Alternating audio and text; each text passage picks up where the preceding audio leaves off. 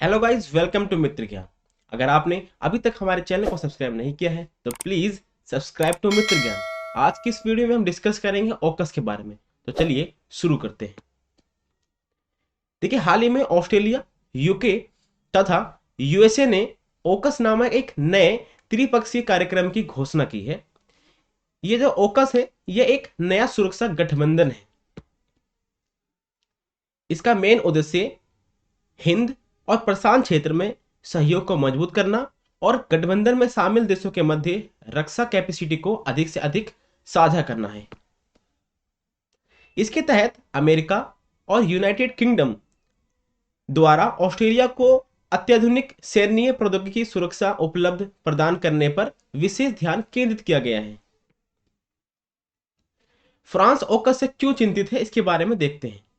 देखिए, यूएसए और फ्रांस के बीच में पनडुब्बी से रिलेटेड बहुत सारे समझौते हुए हैं, जिसको संपन्न करने में फ्रांस विफल रहा है।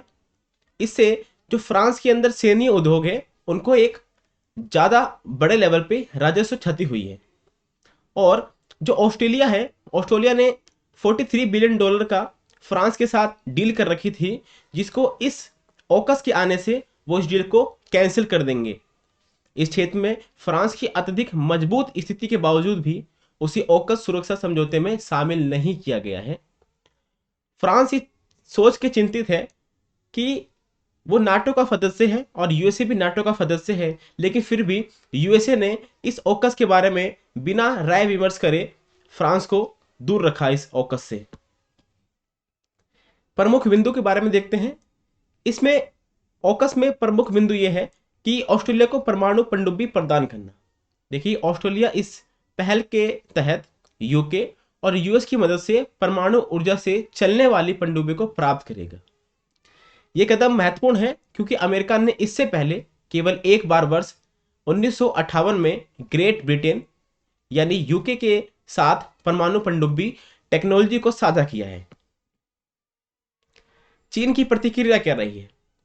चीन की अपेक्षा थी, चीन ने इस साझेदारी को अस्थिरता और हथियारों की होड़ को बढ़ावा देने वाला बताते हुए ओकस और पनडुब्बी सौदे की कड़ी आलोचना की है। अमेरिका द्वारा भारत को सांत्वना। इस बीच अमेरिका ने भारत को नए त्रिपक्षीय समझौते के बारे में जानकारी दी और कहा कि इससे भारत के साथ द्विपक्षीय या क्वाड जैसे बहुपक्षीय सहयोग पर कोई नकारात्मक प्रभाव नहीं पड़ेगा।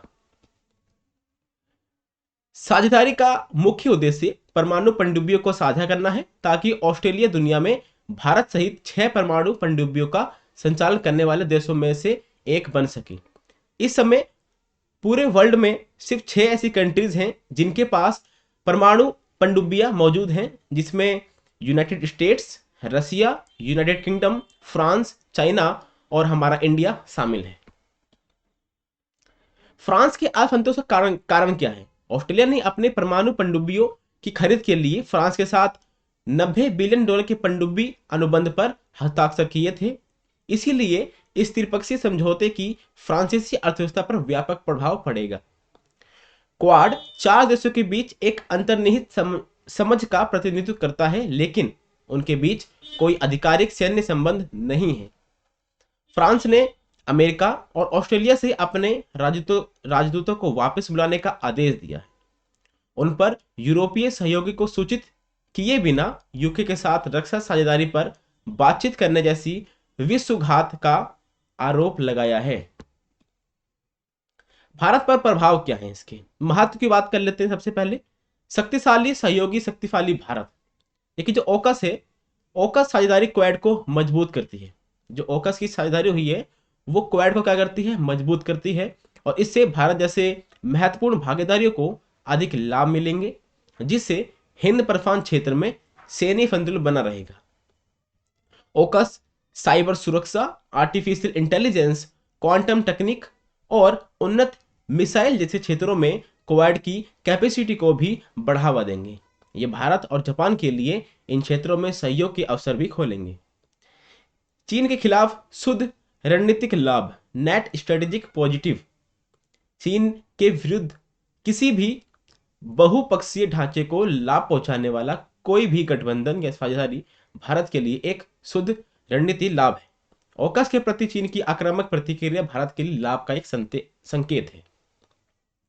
हिंद प्रशांत क्षेत्र में परिवर्तन, ये संबंधित मुद्दे हैं। भारत के लिए चिंता की बात यह है कि अमेरिका अब अपने अंग्रेज सहयोगी के साथ एक ऐसी सुरक्षा साझेदारी को बढ़ावा दे रहा है जिसका भारत हिस्सा नहीं है।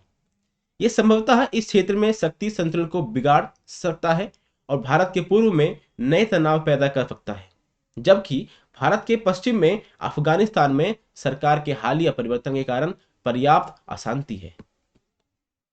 परमाणु पनडुब्बी की भीड़, यह सौदा अंततः पूर्वी हिंद महासागर में परमाणु पनडुब्बियों की भीड़ को निमंत्रित कर सकता है, जिससे इस क्षेत्र में भारत की श्रेष्ठता समाप्त हो सकती है।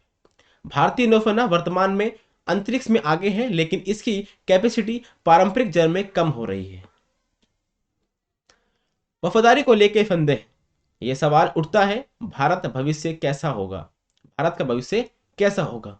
अमेरिका और ऑस्ट्रेलिया का एक बड़ा नाटो सहयोगी फ्रांस इस साझेदारी को विश्वघात मानता है। यह भविष्य में ऐसी स्थिति बनती है जिसमें भारत को भी ऐसा महसूस होता है, तो दोनों देशों के लिए अपने स्वयं के हित की ओर देखने की संभावना है। आगे की राह क्या हो सकती है उसके बारे में हम डिस्कस कर लेते हैं। भारत और इसकी नौसेना के बारे में। भारत रूस से लीज पर परमाणु पनडुब्बी आईएनएस चक्र वापस करने के बाद केवल एक स्वदेशी निर्मित submersible ship ballistic missile nuclear INS Arihant का संचालन करता है।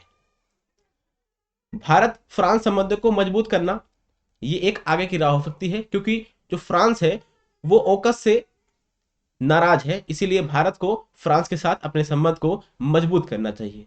बहुपक्षवाद में तेजी होनी चाहिए, जिसमें क्वाड और ऑकस सहित छोटे समूहों को निकट भविष्य में और साझेदारों की जोड़ना चाहिए। तो आज की वीडियो में सिर्फ इतना ही। अगर आपको वीडियो पसंद आई है तो प्लीज लाइक करें, सब्सक्राइब करें, कमेंट करें और आज की वीडियो में सिर्फ